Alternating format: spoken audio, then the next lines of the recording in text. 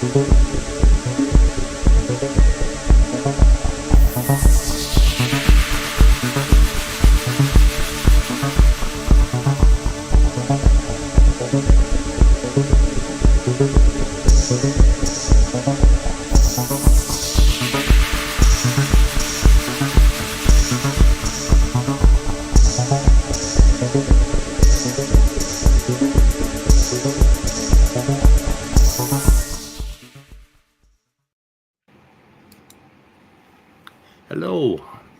Hello, everybody.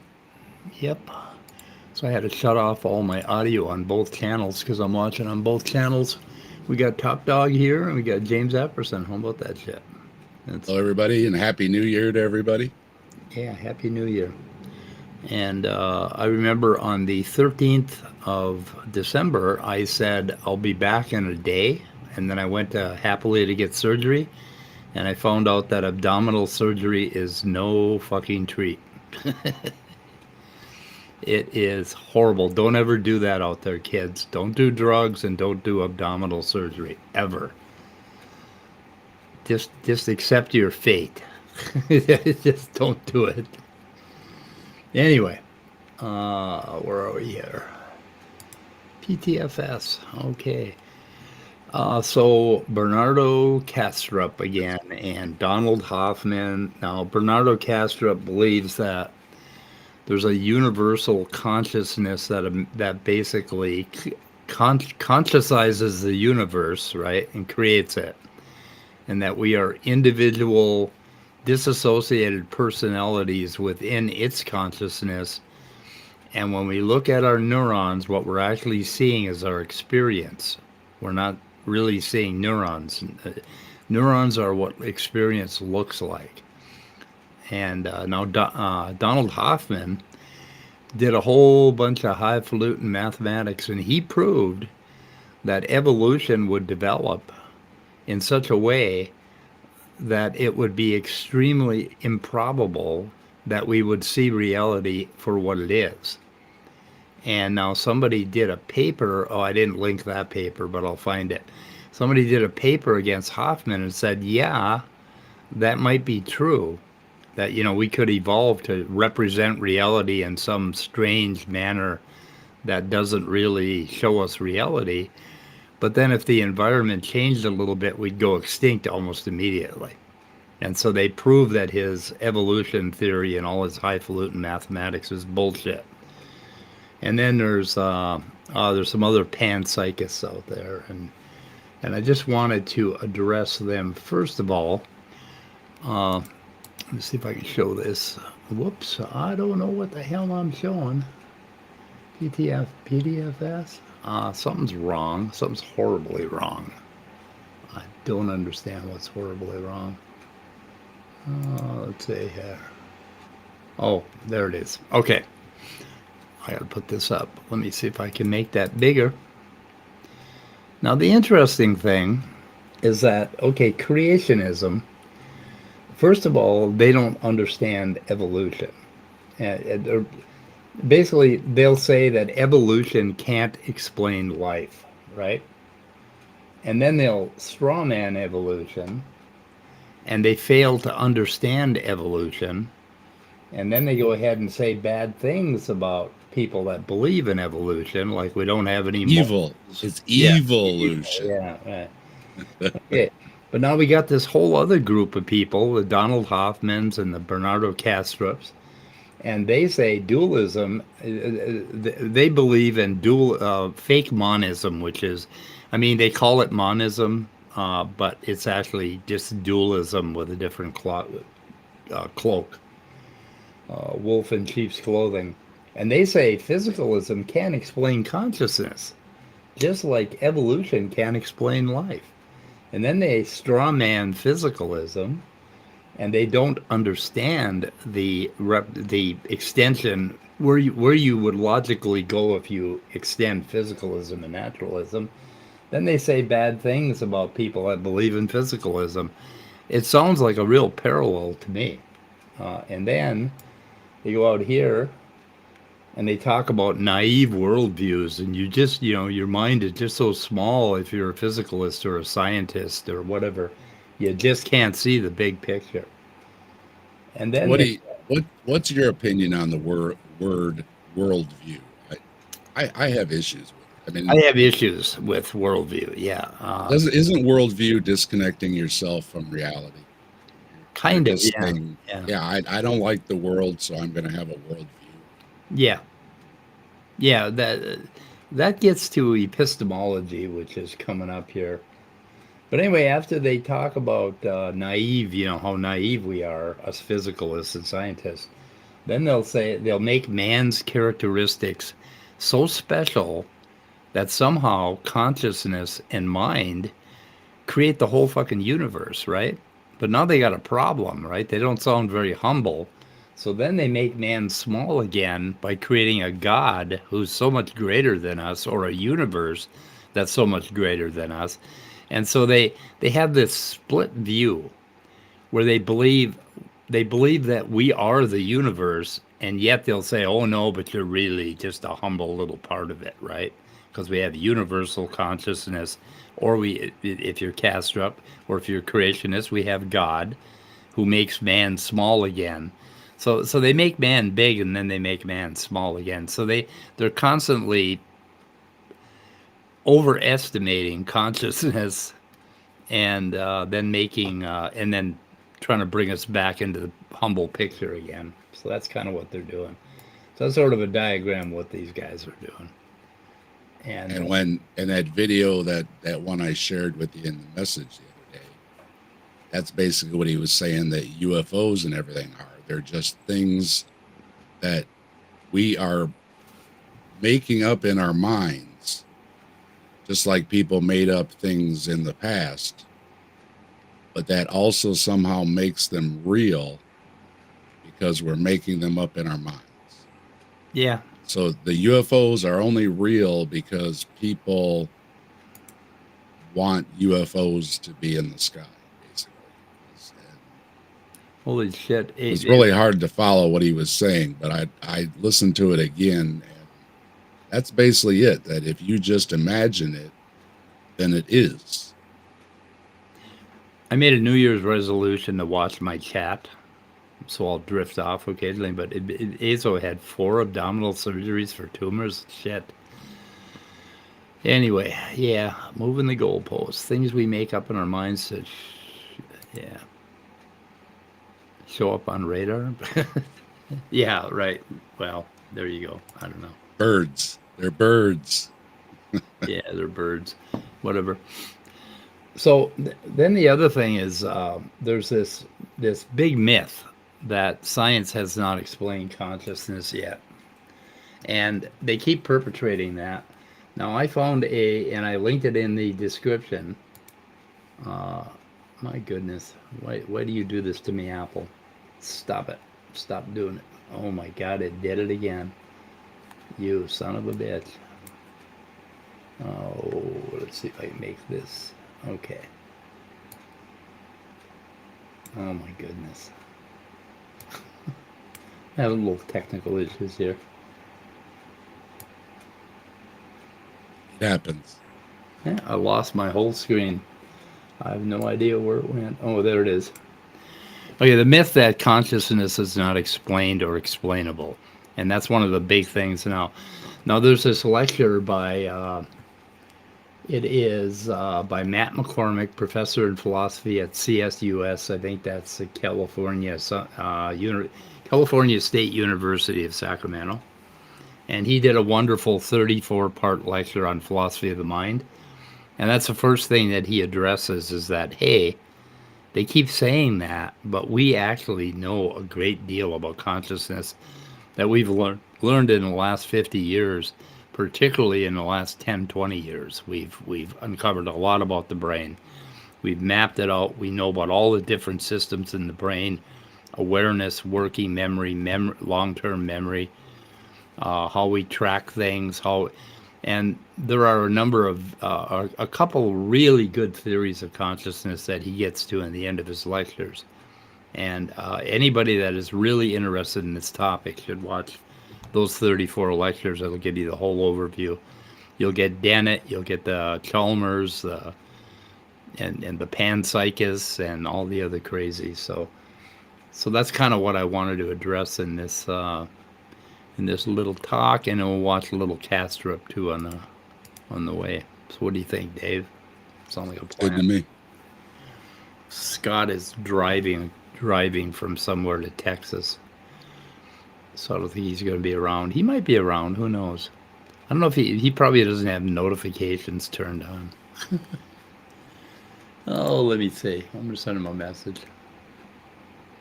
Want to hear about his trip?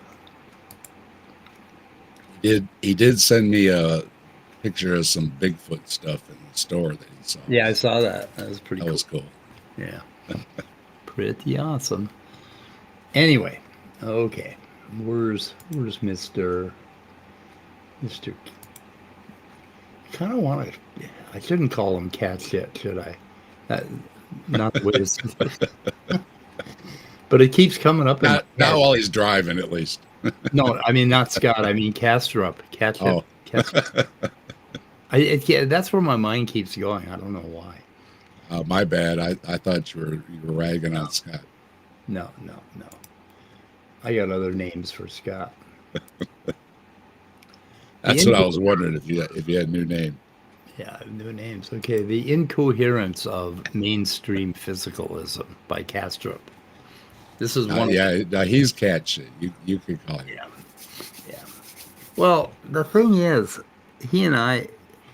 he has a lot of points where I kind of agree with him and parallel with him.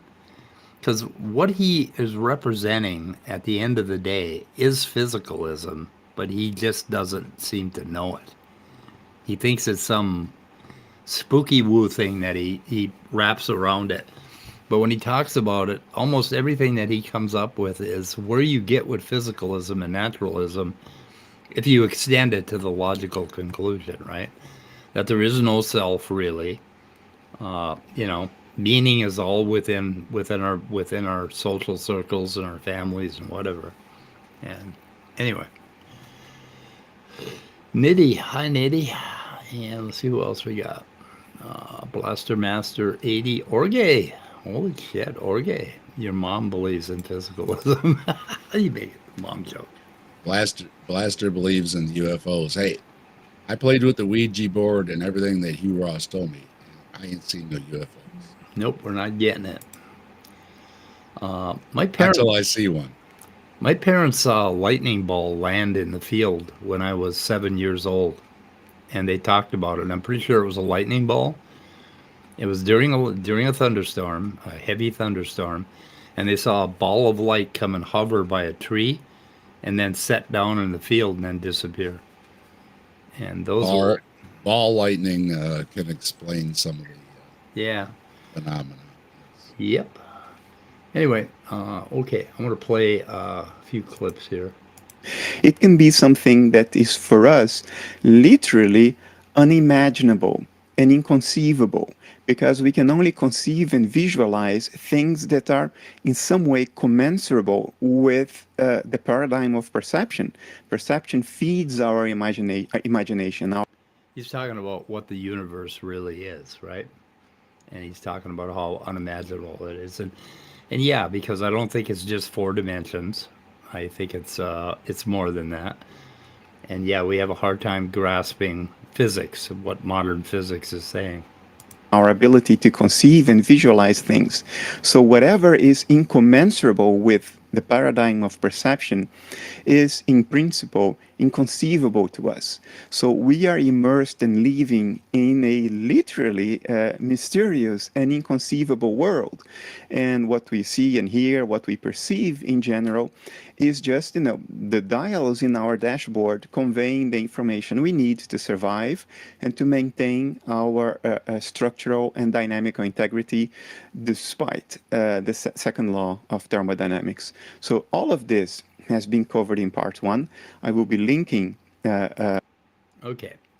So what he's saying there, he's got this idea that, our perception of the world is this dashboard that we're looking at, right? And that's immediately wrong. And Matt McCormick, the philosophy of mind lecture I told you about, spends a good deal of time dispelling that bullshit. That there's a homunculus inside of us that's viewing this dashboard that is our perception. And this is called representationalism. In other words, the idea that we create, and a lot of physicalists believe this, that we create, like our neurons somehow create something inside our mind and that we see, right? Well, who the fuck sees it? There's only neurons in our mind. There's nothing in there looking at the neurons or the representations. And Daniel Dennett explains that you get into an infinite regress. Because if the homunculus is made out of neurons, then obviously that's a representation, and there's another homunculus inside looking at him, and on, to infinity. That isn't what we're doing, what our brains are doing. The important thing, I think, to note, let's see if I can do this. What am I doing? What am I doing? Why am I doing it? Oh, all right, there we are. The important thing to note about our minds and about, come on, where is it? There it is. Apple's magnetic. Okay, so basically inside our minds, the idea that there's this little picture that's represented, and there's this little eyeball here that's looking at the picture. Okay, that's called representationalism, right? We're just gonna, that's bullshit. Not what happens. Okay, we are organisms, and we're kind of fuzzy at the boundaries, right? And there are objects out in the world that we're looking that basically we are related to, and we are getting information from. There's actually light. I lost Dave. Oh no, you're there. Okay, I lost your picture. No, I was just typing, and I don't like to look. Oh, okay. All duh when I'm typing. Anyway, there is an interaction going on. It's not a representation. It's an interaction. So there's a constant interaction between us, and we're physical, and the world. And that's what our consciousness is this constant interaction, this constant inclusion of everything around us, because we are not isolated little organisms. We're very fuzzy here, and we have a lot of information exchanging both ways. And not only that, but we can reach out and we can grab that square and we can move it. So there's this constant interaction that we do with the world. And that is against representationalism. That is, and that's part of the straw manning of physicalism, that we believe that there is a representation inside of our brain of the world around us. And this is not the case. Okay. Another clip here, I think. Didn't he also say something like, you can't understand what's actually going on in the universe, but isn't he trying to understand what's actually going on in the universe? Right. Yeah, he's trying to create another worldview, another metaphysical story, that would be equivalent to the metaphysical story we have. And if you look at what we'll get into the epistemology part of it. There's another story that includes dark matter and how galaxies really form, because our models were obviously wrong about that. James Webb kind of showed us that our models are a little bit off. There's the what happened at and around the Big Bang. There's what the cosmos is completely. I mean, we can't get our minds around that. We will one day with mathematics, but it isn't going to be intuitive to us. And so he's correct there. But then he's saying, oh, but I have the answer. Everything is like a human with a mind, And it just kind of drives me crazy. And forms or the contours of the things in the world. Now he's talking about Platonism, basically the idea that we're seeing shadows on the wall of the cave, and that it's not reality at all, that there's a lot more to it. Well, yeah, got a point there, but they take it a lot. They appear on the screen of perception really. There he is, the screen of perception. You see, that's representationalism. There is no screen of perception in neuroscience today. That isn't what we think. We are the forms of the world, as the world is in and of itself. So, although physicalism will grant that the colors we see, they are qualities, and therefore they are generated by our brains inside our skull, really out there are no colors. There are no. That's bullshit. Okay, there really are colors. There really are photons of certain wavelengths reflecting off of things that are color. And we do not have a representation inside of our minds. We're in an it's called inactive. Basically, we have an inactive relationship with the things around us. The photons are coming in and they're basically interacting with our minds in such a way that we Platonism, interacting with our minds in such a way that we have this experience, and that's what it is. Qualities. There are only electromagnetic vibrations of certain frequencies, but they do not have the quality of redness or blueness or whiteness and so forth. Why not? Why don't they? There's a whole spectrum out there of colors.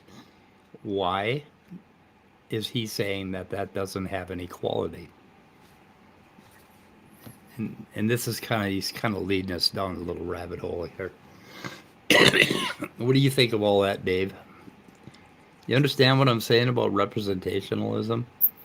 Yep. That there is no screen inside of our head where we're representing things and then viewing them, and that's important. So, that's my issue. He seems to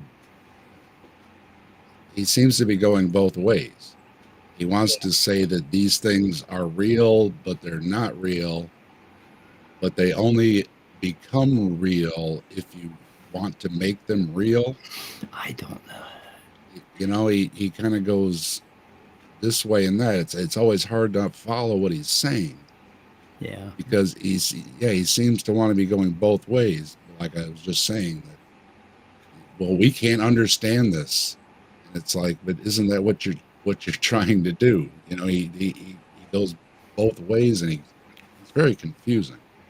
Yeah, Leo points out that he's basically strawmanning physicalism with this idea of assuming that illusionism is some default materialist position, which is obviously false. Is there somebody that he's just got it in for, that he just wants to? He's just trying to just take the antagonistic side because of they will. He doesn't like. Yeah, basically 99% of scientists is what he's fighting against, and 99% of other philosophers. He makes a point of saying that most philosophers these days, the majority are physicalists, or not dualists. They accept physicalism, and he's saying, "Oh, we've been bamboozled by our education system and the professors, because the professors told us this, right?" I should get that kitty thing off there. Hang on a second. Where am I going? Oh, I can't find it.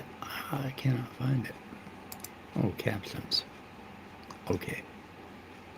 No comment, asshole. Yeah, no comment on that. Okay. But they do, don't they? They're always crashing into Earth. They traverse the universe. They got to crash into Earth. But see, that's because we want them to crash into Earth, according to Mike's friend here. Take what you're okay. Kellecia 789. You aren't Kellecia from Rational Skepticism, are you? I think we went through this before. Take what your senses present to you with a grain of salt. Oh, of course. But now the interesting thing about epistemology, when we have this relationship with the world, is that we don't get this idea from some, we don't walk into a room as a toddler for the first time and see shapes and say, "Oh, that's the world. I now see squares." No, that isn't how we develop our knowledge of the world. We develop our knowledge of the world by flailing our hands around, by crawling, by moving, by licking, by sucking, by fucking, you know, hitting on things. And this developmental aspect is another really important thing. That's how we acquire our epistemology.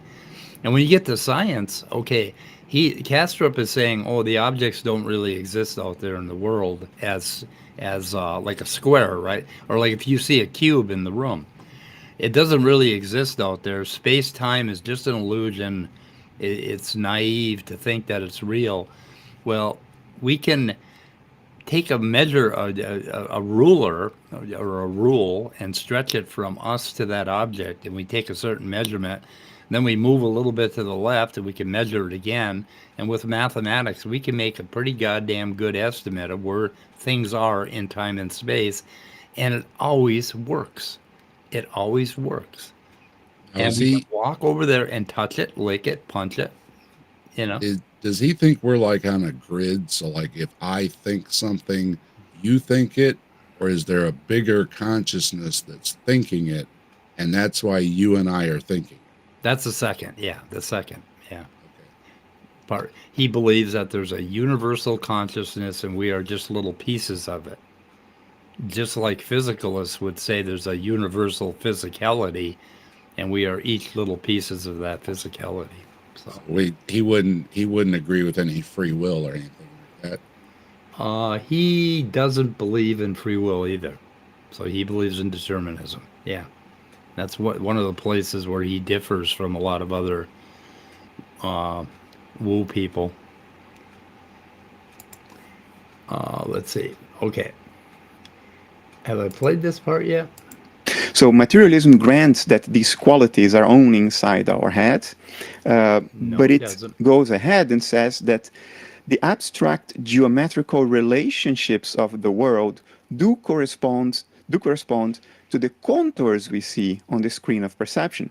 So there is a very important sense, very major sense, in which physicalism says that, well, the world is actually largely the way it presents itself on the screen of perception, because the forms... Okay, there is no screen of perception, and yes, physicalism does say that the cube in the corner of the room is actually there. It's as real with a lowercase r as it needs to be. It's true enough that the cube is there.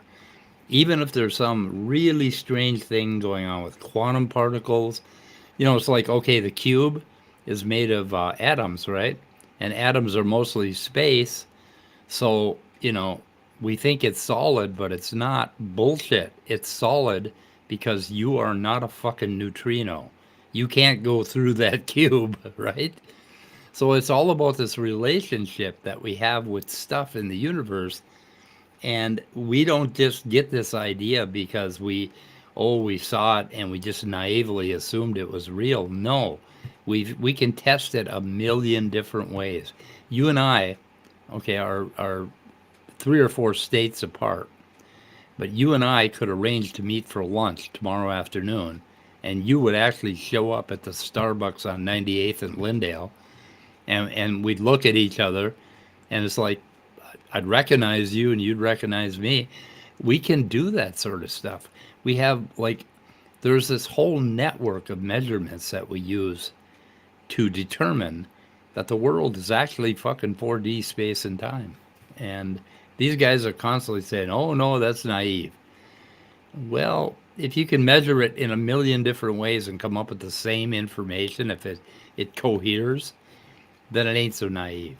So that's why I was asking you before, what his theology is. It doesn't seem to be clear. And by the way, if you're trying to show the video, it's not showing. You still got your paper up there. Oh, I do. How did I do that? There ain't much to see here. Physicalism assumes that the contours we represent are the true forms of the world, as it is in itself. What else do I have? I don't want to go too far with this. We've been going 30 minutes, and I don't want to do too much at one time. So I just want to address this one thing, and that is this myth that science knows nothing about consciousness. And the weird thing is that when philosophers talk about consciousness, they'll say it's what it's like to be me, or what it's like to see the color red. And they never talk about it in any detail at all. They just go on to start talking about their woo bullshit, right?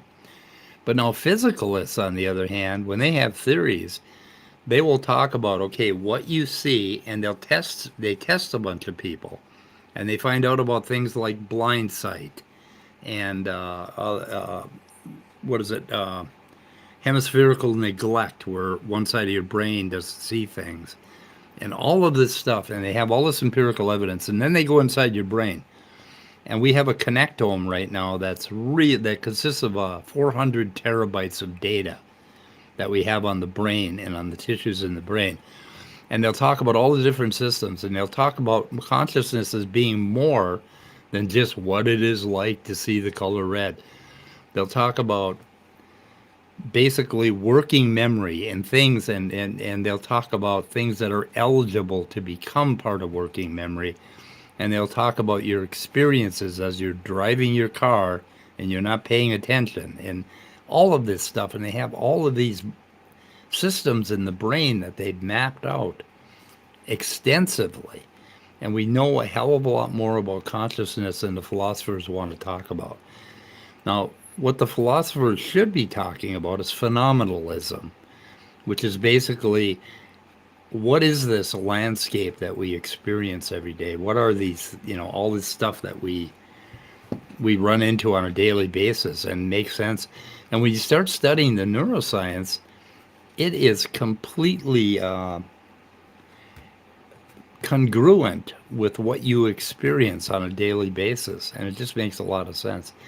So the myth that we have not explained consciousness, or that we can't, is bullshit. We are very, very close, and we're very close to.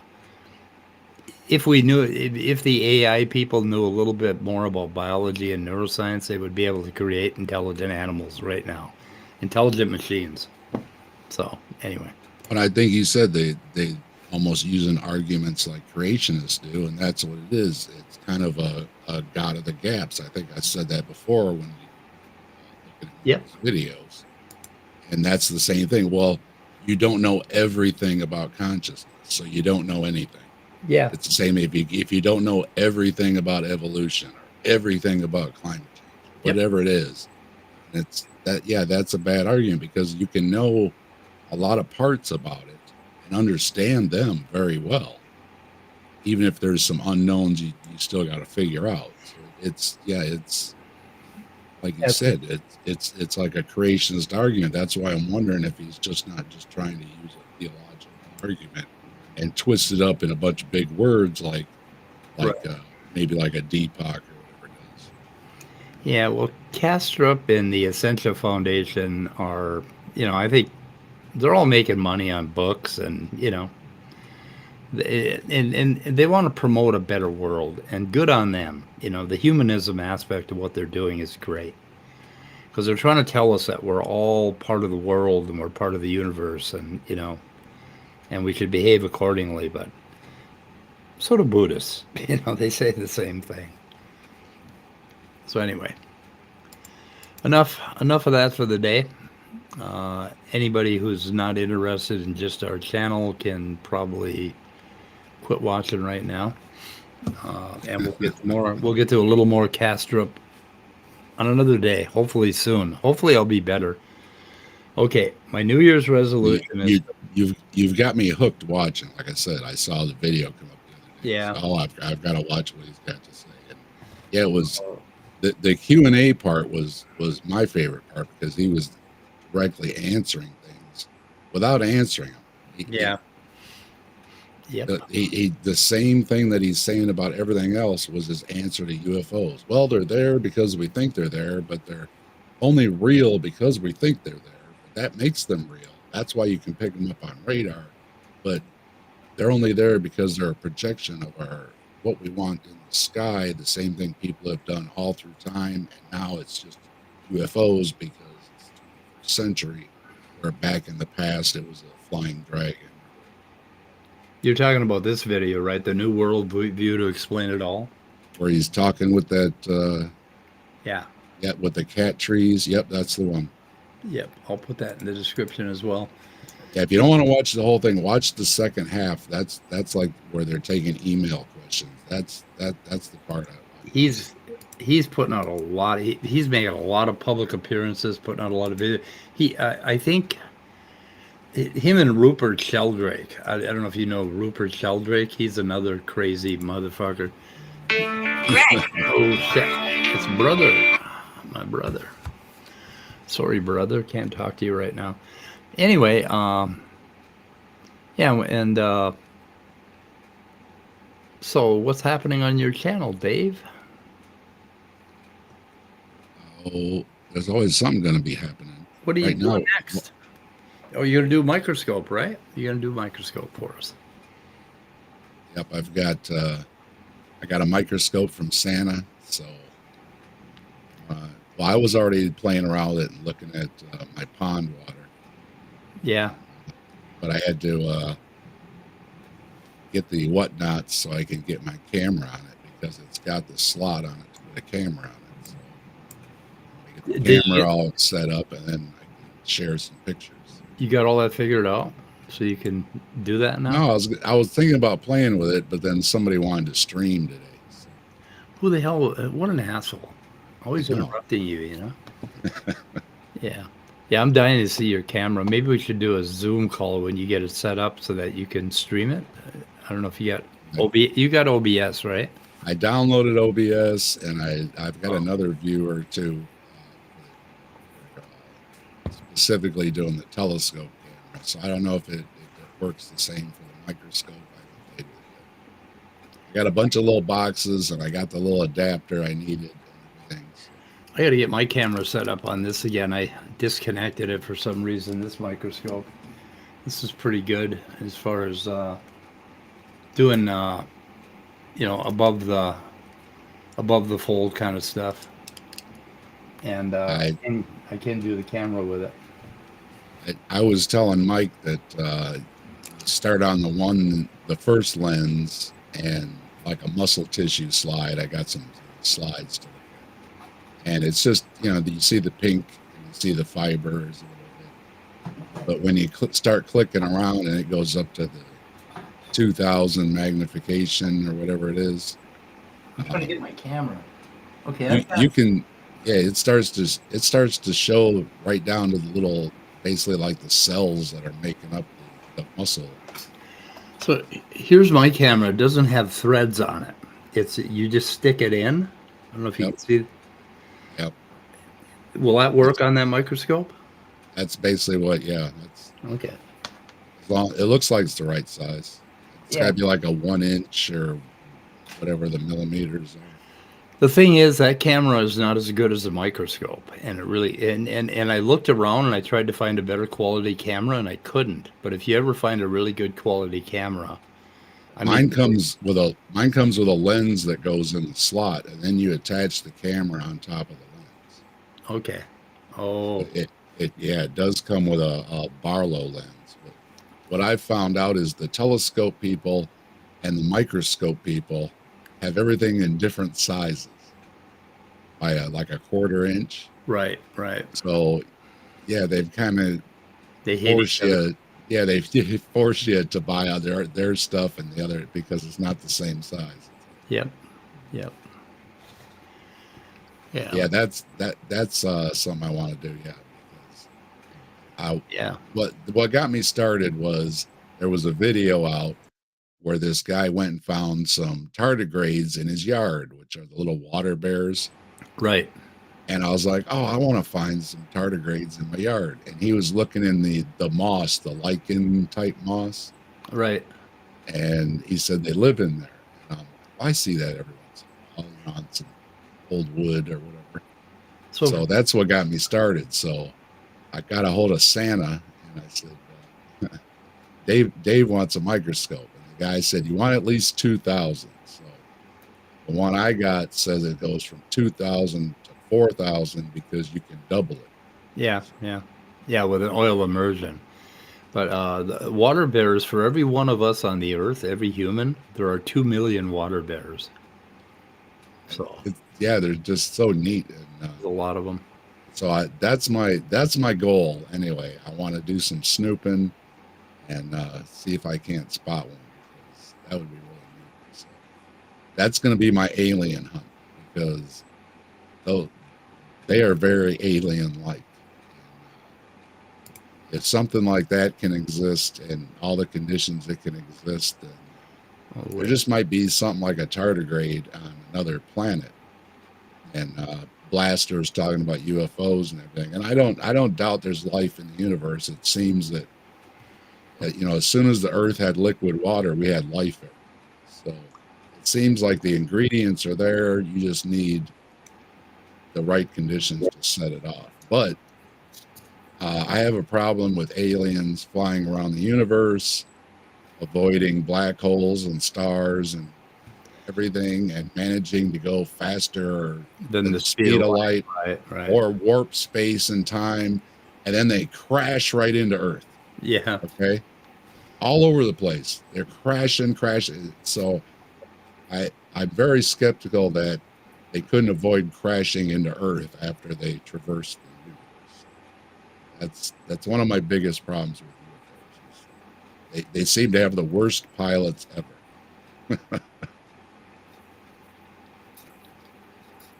And if they don't want to be spotted, they're not doing a very good job either, because if you're flying around in the sky, you're going to be spotted. You don't even need radar or anything else. So. Deconverted. Well, maybe after multiple generations of giving birth and stuff, because they have to do that, to get from one place to another across the huge universe. Maybe they're just get degraded genetically, and that's just the best they can deal with. Genetic entropy, that would be it. Yeah. So the late Scott Duke. Hey, you're back home? Oh, am I dead? Well, or am I just late? I don't know. Mike was calling you names earlier. He was. I was calling Kastrup. That's it. Anyway, so there's a store that I want to go to because they have tea in it, and I also want to check it out, but now my ex-wife wants to go to it. It's called the Crystal Rock or something, or the Crystal Cave or some goddamn thing. And you walk in there, and they have tarot cards, and then they have a crystal for arthritis, and they have a crystal for your left toe if it has a callus on it, and they have all these special things. And then if you buy something, they have a little Zen gong that they start ringing when they ring you up. And I suggested that when I opened the door, the woo was going to blow me down into the parking lot. And Scott came up with the name Woo-Mart. Fucking Woo-Mart. I love it. My sons love that too. I told them about it last night. I'm glad. I'm glad it was a hit. It was a hit, man. It was a hit. You need to don your love beads and. Yeah. Got together with my kids last night, and we watched Jack Reacher 4 episodes, and we ate a bunch of chips, eggnog pie, and we had fajitas, and yeah, it was pretty good. Pretty good evening. Pretty awesome. Did you had a good time with your family? I did. It was great. It was just me, my older brother, and my older sister, Yes. and it was a good time. I mean, it was kind of quiet. Like it's like pulling teeth to get any personal information out of my brother. Yeah. So we did spend some time trying to do that, but at some point we just kind of raised our hands up in the air and went, "Oh well, we tried." And then we tried to do a review after he left. Okay, now what new information did we get out of him? Right. And it really wasn't much. It was unimpressive how much self-disclosure my brother is willing to do. Yeah. My older brother, I don't think he's capable of commenting on what it's like to be him. Yeah. It, he, he can tell you that he went bowling or he did this or he did that, but and yeah, he doesn't volunteer a lot either. So maybe I don't know. Maybe it's the era that they. Well, I guess I would be older. I'm older than your older brother, so I don't know. Yeah. Yeah, yeah. Families are cool. Fortunately, most of my relatives are extremely willing to share any fucking thing. In fact, yeah, a little too much sharing. Right. I am aware of the notion of oversharing. That's just not a Oversharing. problem with our little branch of Yeah. the tree.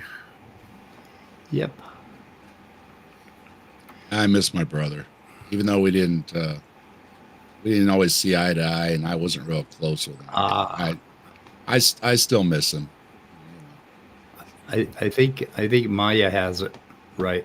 Yeah, I've often wondered about what his activities were. He brought this spotting scope to my sister's house because he just wanted to, look at the terrain and the hills and the mountains, because he lives in Kansas where they have none of that.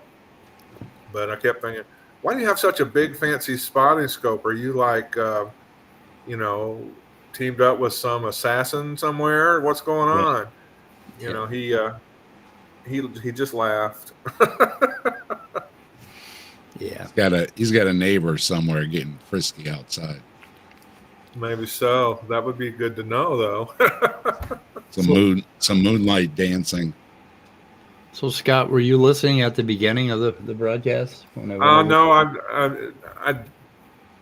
just got in and spent enough time to get some stuff out of my suitcase and to let the dogs out to relieve themselves and everything.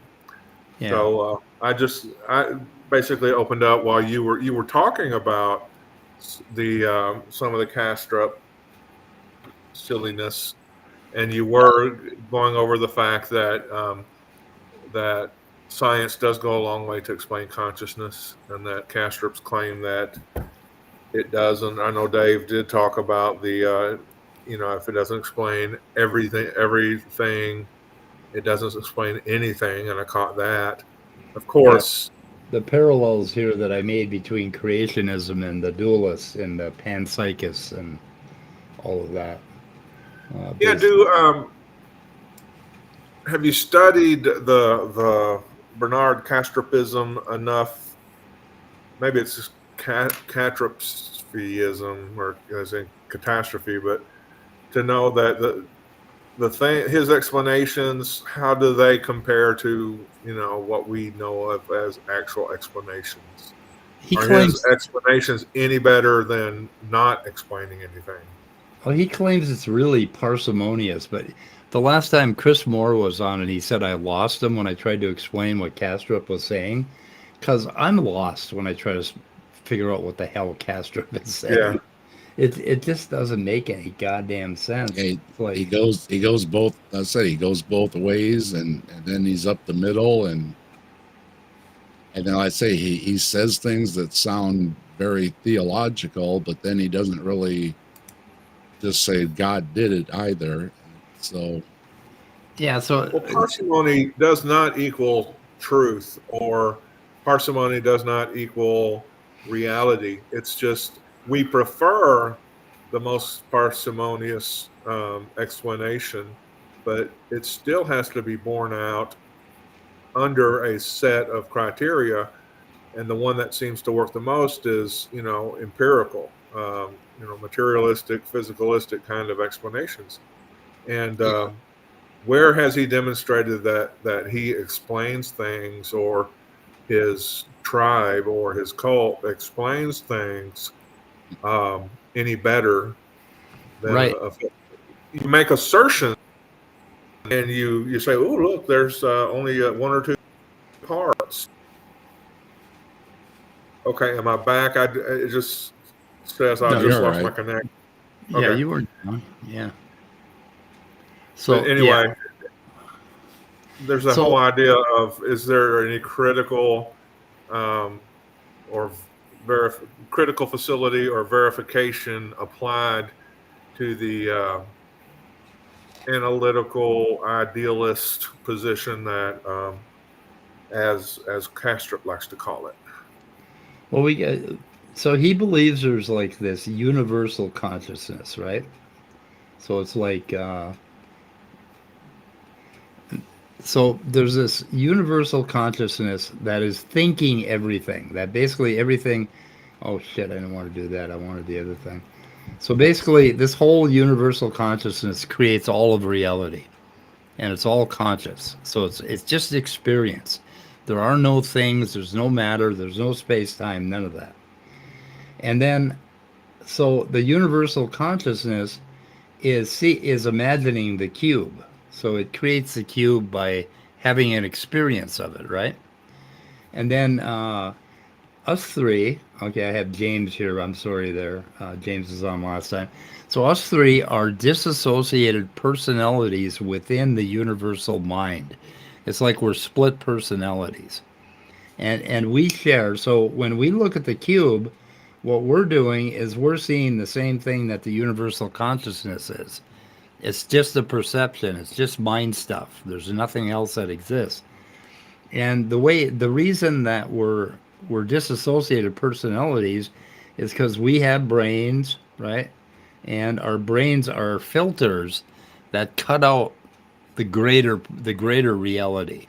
So our brains are our brains don't actually do anything other than filter out little bits of reality. And now and then the other thing he says, which is really astounding, he said, if we observe ourselves observing the cube, it will look like neurons to us, which is like, what the fuck are you saying? He calls that parsimonious. But anyway, I do not want to straw man his views, but he has something in mind, and I'll be goddamned if I can get to it. I haven't gotten to it yet, but I'm working on it, and we will continue to work on Kastrup until we figure it out. That's where it's confusing again, because it's almost like we're in a video game or whatever, and it's all determined by something. But at the same time, we can also think of something that could appear in the video game because we're thinking of it, like what he was talking about with the UFOs, that they only show up because we're thinking about it. Right. But then how was it determined if we are the ones that are seeing it? And then because we see it, other people see it too. Because somehow it becomes material, but it doesn't make any sense that we, could step outside of the video game and change the line of code to add in a UFO. That's where I get disconnected from where it's going. Well, the universal mind sees the cube, like we see the cube from our different perspectives, right? But the uni-mind, we call it the uni-mind, sees it from all different sides at once. Basically, as an infinite number of perspectives the uni-mind has on the cube, right? Because you can walk around it, and if you walk around it, you're going to have 500 different perspectives on that cube. So the uni-mind has all of those at once. And the uni-mind creates space-time in the cube. And in a way, that isn't too far off from what real physicalism would say. That basically there's this space-time thing that's being projected from some higher dimensional, maybe holographically or mathematically or whatever, that basically it's creating this cube, the whole thing at once. And we are just little pieces inside. But the thing where Kastrup gets it wrong is he wants to have this dualism that we are experience, and at the same time we're organisms inside of the universe that the cube is imagining. And I'm fucking lost, man. And Chris Moore, if you're here, if you were lost, it's because I'm lost too when it comes to what does Kastrup really think. Like when he gets up and goes in the bathroom and unzips his fly, how in the fuck does he do that with the crazy ass theory of reality that he has, right? It's like, okay, the universal mind is imagining my zipper and imagining my dick and imagining that I have this feeling of going to the bathroom. What the fuck is that in terms of, I don't know. But you're only really going to the bathroom because you think you're going to the bathroom. Yeah, so everybody that has to go. And I'm only going to the bathroom because you think that I can go to the bathroom. Right. That's where he loses me is how you can project yourself back into this, so-called video game that's already determined. Well, right. Why doesn't every 13, 14, 15-year-old boy in the world get the hottest, most gorgeous girlfriend they can think of? Because all through 13, 14, 15-year-old, those years, they're thinking of nothing but the hottest, most beautiful model, sexiest model they could come up with. Well, it's so because why doesn't that happen? Because their brains are filtering out all those really good-looking girls, and that's why they're uncels or whatever, or incels, yeah. So, but the thing is, think about it now. There's more than just looking at cubes, right? There's the feeling of having to go pee, right? Okay, that's the feeling I got several times during my trip back. Right. Multiply that times 8 billion. So the universal mind has 8 billion sensations that it has to pee 4 times a day or 6 times a day. It must really suck to be the universal mind, right?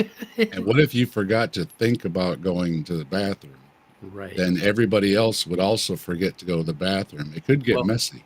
Kastrup gets out of that because he always says the universal mind keeps track of all the objects and where they are. The universal mind's doing all the lifting. Okay? So the universal mind has to go pee 8 billion times, and you're just one of those little filtered times where you have to pee. So, I mean, what do they ever talk about the quality of having to pee? The quality of having to... They always talk about the color red and the blue sky. Well, what about the quality of having... How about having horrible stomach cramps after abdominal surgery? That's the thing. It's where'd you get that story from? I don't know where I got that from. Yeah, if you're gonna write a video game, why would you include having to eat or go to the bathroom? Right. It's like when I talked about with the creationist arguments that, look at this DNA and all this stuff science has discovered. That proves God. And it's like, no, that looks like a bunch of natural stuff they discovered. They don't find anything supernatural. And again, if I have superpowers, I don't have to make DNA or cells or bones or anything. I can just write it like a video game. This being walks around. It doesn't have to have anything inside of it. If it's all just made up by something, whether it's a God or a universal mind, if it's all made up, for me, it doesn't make any sense that we have anything inside. It seems unnecessary. You know what I mean? If it's just all like a determined video game with some kind of, if it's his universal consciousness or if it's a God that's directing everything, then it just seems like, like this picture you got up. There's no need for anything inside any of that, If it's just something we're running in our mind or something, there's no need for those characters to have, organs or a skeleton or anything or blood or anything. It doesn't make any sense from that so-called worldview. Yeah, and why, like how Top Dog says, you don't have to eat or drink or anything. You don't have to, but the world mind imagines it, so that therefore you have to, because the world mind is in charge. He's just creating another kind of a god, kind of a weird one. But anyway, I wanted to point out, I got this picture of my surgeon's training to do gallbladder surgery. And what they do is they dress you up in a clown suit and they hoist you off the table. They stab you 4 times with a 1-inch knife, and then they beat you. They beat you like a piñata until your gallbladder falls out. That's what they did to me. I figured that out after the surgery. So we're just piñatas to the medical right industry. Yeah, but I got that picture of their of them when they were in training to do surgery. So thought that would be interesting. Anyway, Thank you for that. You also said though that you would like to have him on and talk to him as well, right, Mike? Kastrup? Yeah.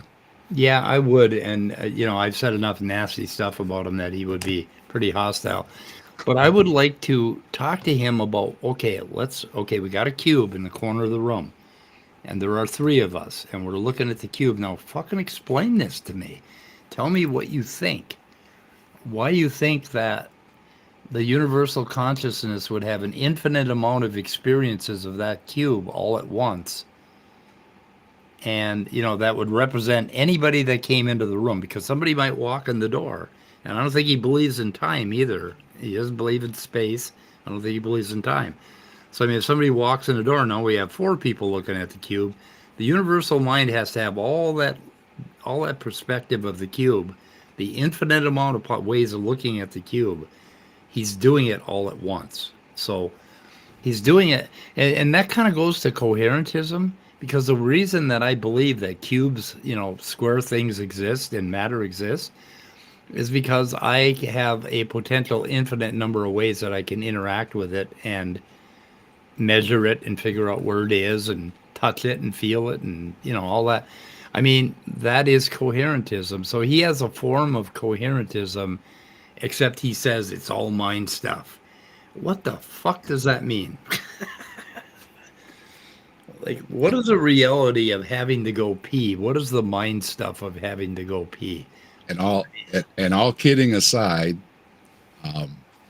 didn't you also want to mention that not only do we just make some humorous jabs at people like Ken Ham, but that you do have some serious takes on atheism, right, Mike?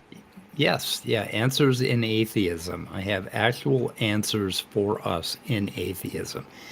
If you look at naturalism and you extend it, okay, you realize that you are a little glob of protoplasm, a really cool blob of protoplasm that can do all sorts of wonderful things and interact with the world and the people around you.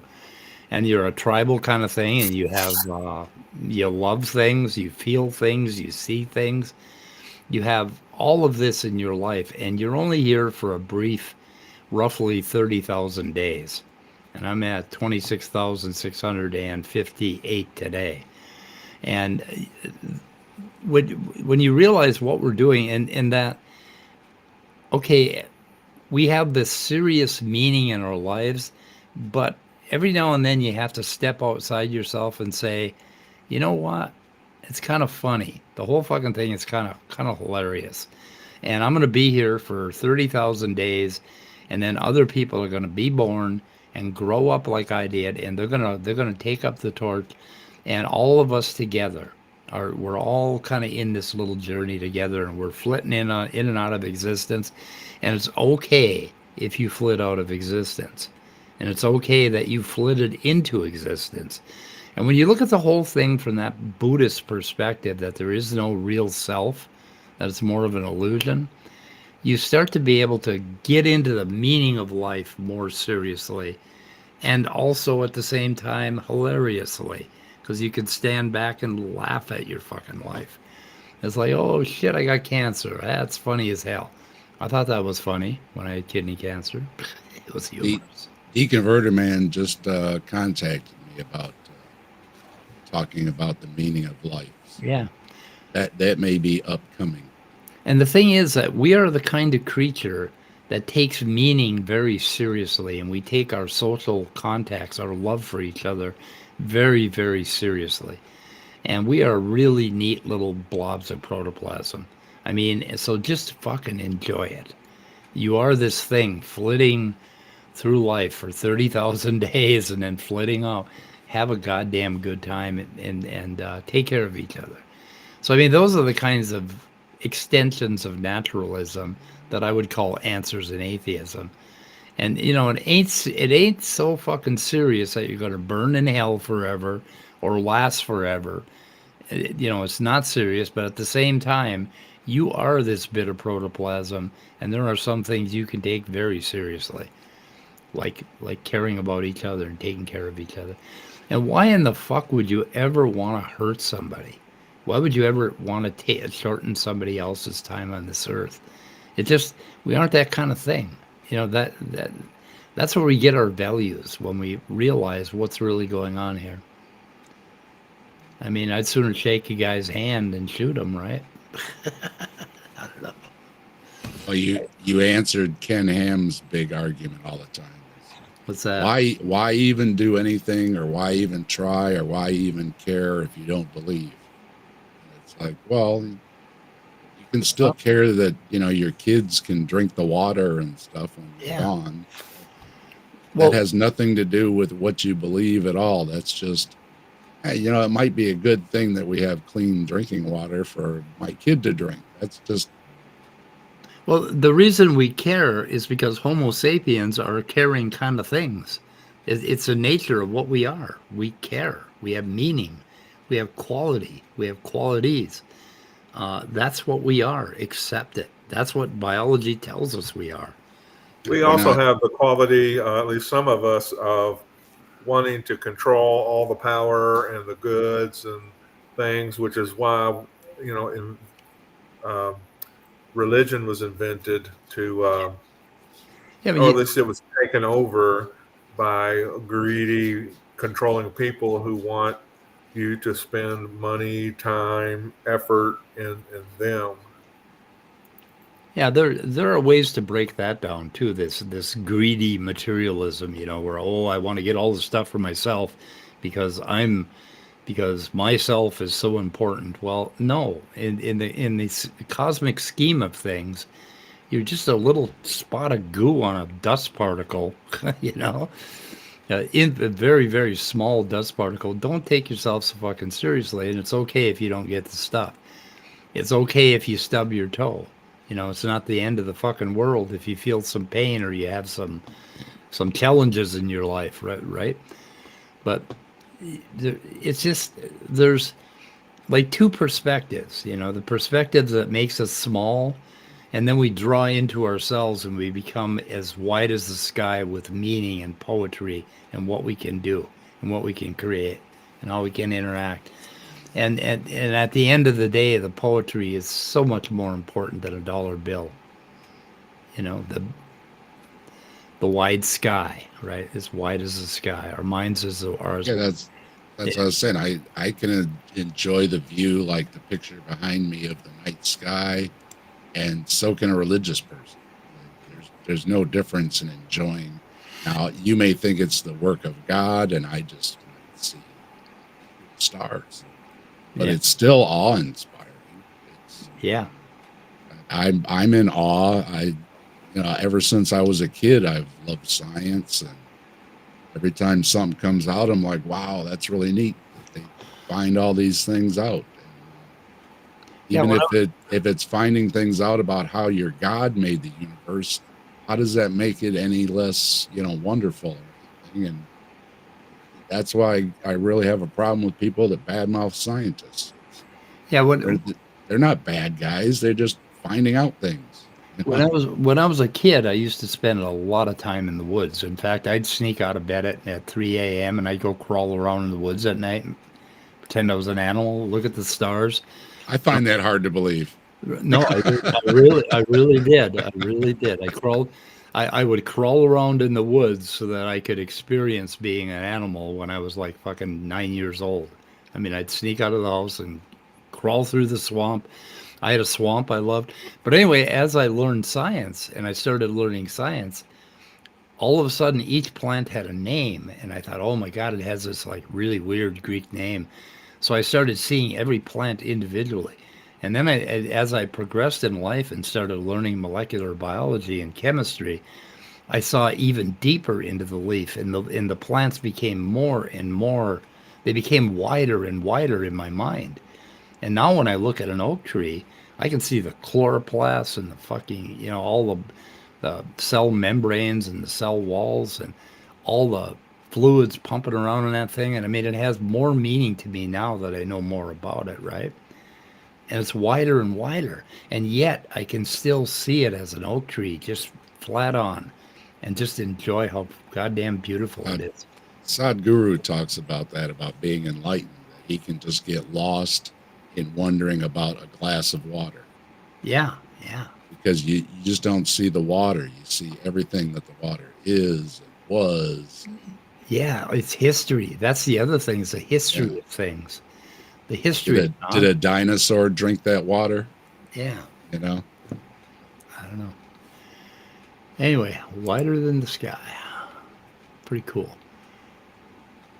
I kind of want to shoot her in the head. Can you guys hear that in my voice as I drift? You know, I get that shooter in the head feeling. I can tell that you're a little give out, you know, spent. Yeah. Mike always gets that feeling about the 1 hour mark. Yeah, the 1 hour marker. Yeah, we've got over an hour.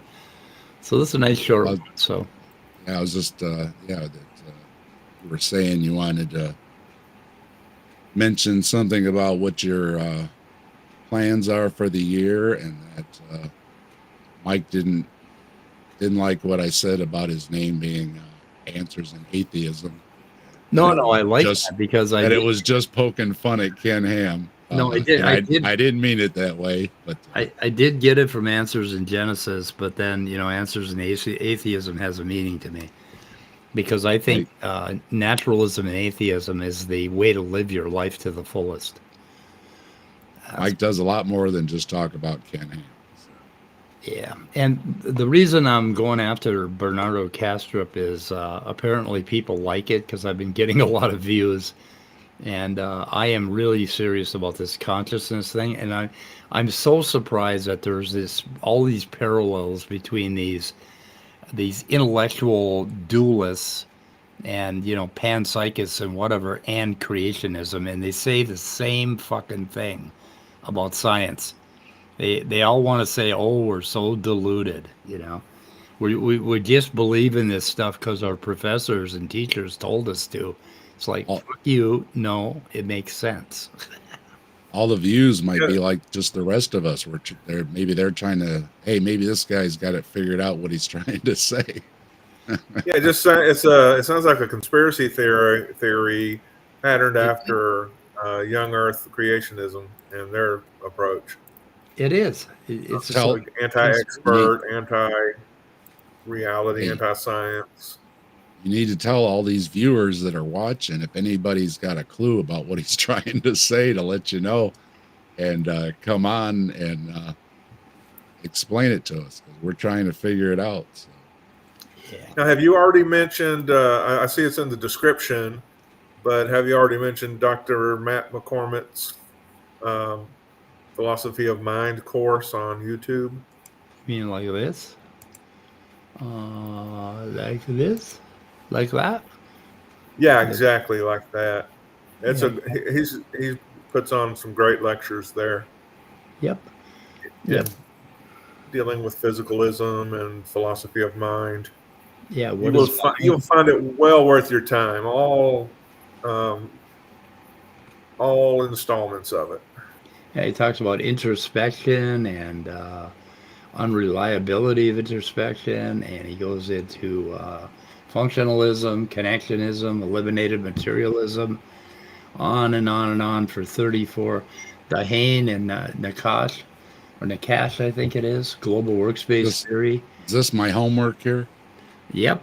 Well, you know, I thought if nothing else, we could start going through some of these videos and just highlight them and try to spend 15 minutes on each one for the people that don't want to spend 34 hours, or in my case, I've spent about 70 hours on it because I go and look at all the papers and all that stuff too. But that is in the description. This is the best. Oh, okay, and Matt is obviously a physicalist because he will listen to their arguments like Chalmers, the hard problem, and then he'll shoot it down. But he does it. He steelmans their position very well, and he does the best he can. So it's really, really a good course. I don't know who the hell this guy is, but I like him. So he's pretty good. Anyway, so there's that.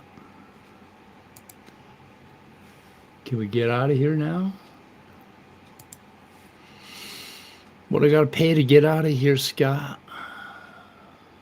You can Cash App me $40. Okay, you got it. You got it. Okay. Pretty cheap today. Last time you charged me 110. I was pretty pissed. Anyway. Okay, we're going to shoot in the head, guys. All right. All right, everybody. Thanks for tuning in. I'm sorry I had to arrive late, but I'm glad I was able to get here. The late again, happy New Year to everybody, and the best to everyone for the new year to come. Happy New Year, and I'm going to try to read chats more seriously. That's my New Year's resolution, and I'm sure it will last all of 3 days like every other fucking New Year's resolution. So goodbye, cruel world.